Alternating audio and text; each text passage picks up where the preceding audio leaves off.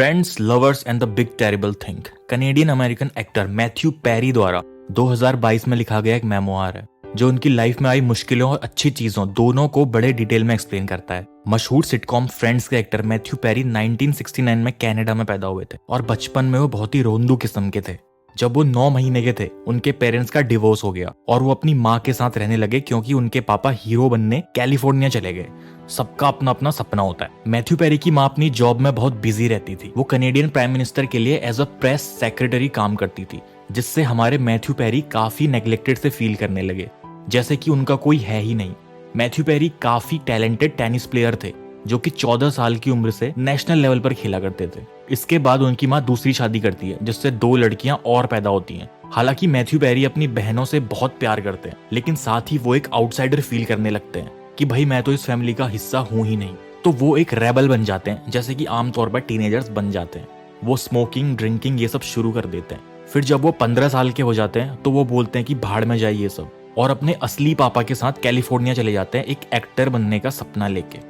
वहां वो अपना एक्टिंग करियर शुरू भी कर देते हैं और छोटे मोटे रोल्स करने लगते हैं। फिर 1994 में एक चमत्कार होता है जब वो 21 साल के थे। उनके फ्रेंड क्रेग बियर को चैंडलर बिंग के रोल को टर्न डाउन कर देते हैं, क्योंकि उनको उस टाइम क्या पता था ऑब्वियसली कि नया शो फ्रेंड्स इतना बड़ा बनने वाला है। तो ये रोल मिलता है अपने मैथ्यू पेरी को। भाई नसीब नसीब की बात होती है। जैसा कि सभी जानते हैं कि ये शो फ्यूचर में इतना बड़ा बन जाता है कि इसके सारे कैरेक्टर्स पर एपिसोड $1 मिलियन से ज्यादा कमाने लगते हैं। 1995 में मैथ्यू पेरी जूलिया रॉबर्ट्स के साथ रोमांटिक रिलेशनशिप में आते हैं, लेकिन इस डर से ब्रेकअप कर लेते हैं कि वो कभी न कभी उनसे ब्रेकअप कर ही लेगी।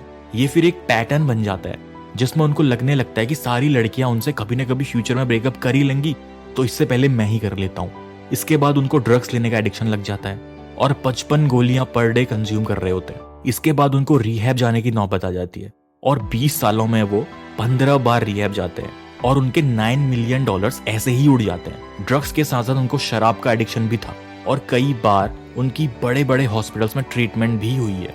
फ्रेंड्स के को स्टार्स को भी इस बात का पता था कि उन्होंने अल्कोहल एडिक्शन डेवलप कर लिया है और जेनिफर एनिस्टन से उन्होंने प्रॉमिस किया कि वो इस सब को अंडर कंट्रोल रखेंगे। बट 2002 में ऐसी नौबत आ जाती है कि उनको फिर से रिहैब जाना पड़ता है और फ्रेंड्स की शूटिंग को कई महीनों तक पोस्टपोन करना पड़ता है। सर्विंग सारा नाम की उनकी एक मूवी भी आने वाली थी जिसे कैंसिल करना पड़ा। उनके प्रोड्यूसर्स ने तो उन पर केस भी कर दिया कि इसकी वजह से पूरी की पूरी मूवी को ही शट डाउन करना पड़ा। 2004 में फ्रेंड्स के खत्म हो जाने के बाद उन्होंने द रॉन क्लार्क स्टोरी में काम किया और एमी अवार्ड का नॉमिनेशन भी पाया। बट इसके बाद उनका करियर डाउनफॉल पर चला गया और उनके शोज इतने चले नहीं और काफी शोज तो लो रेटिंग्स की वजह से कैंसिल भी करने पड़े। बहुत सारे फेल्ड रिकवरी अटेम्प्ट्स के बाद वो यूटा के एक रिहैब में फाइनली थोड़ी सी प्रोग्रेस शो करते हैं, जहाँ के काउंसलर उनको उनके चाइल्डहुड इश्यूज को कन्फ्रंट करके ठीक करने में उनकी हेल्प करते हैं।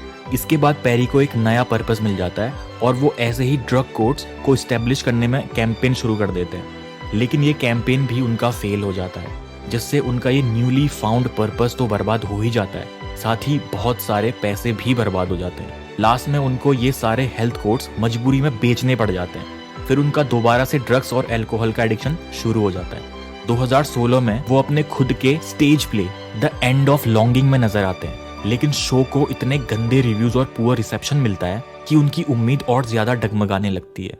2018 में रेगुलर ड्रग यूज की वजह से उनके कोलन में दिक्कत आ जाती है और डॉक्टर्स उनकी फैमिली को बताते हैं कि उनके बचने के चांसेस बस 2% हैं। जैसे तैसे बचने के बाद वो ड्रग्स छोड़ तो देते हैं, लेकिन विड्रॉल सिम्टम की वजह से उनको चक्कर आने लगते हैं और कई बार अपना सर दीवार पर मार बैठते हैं। 2020 में मैथ्यू पेरी एक स्विस रिहैब फैसिलिटी में जाते हैं, जहां वो स्टमक पेन का बहाना बना देते हैं, जिससे कि डॉक्टर्स उनको ओपियोइड्स देना अलाउ कर दें।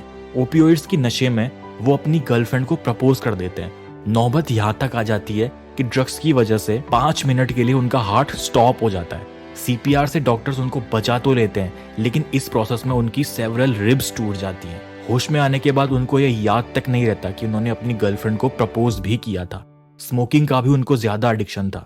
एक बार तो टोस्ट खाते खाते उनके दांत ही नीचे गिर गए, क्योंकि सिगरेट छोड़ने के बाद कुछ विड्रॉल सिम्टम्स तो होते ही हैं। इस मेमोआर के खत्म होते होते मैथ्यू पेरी 52 साल के थे और सोबर और नॉन स्मोकर थे। वो अपनी पूरी लाइफ सिंगल रहे, लेकिन बताते हैं कि वाइफ और फैमिली का होना एक इंसान के लिए कितना जरूरी है।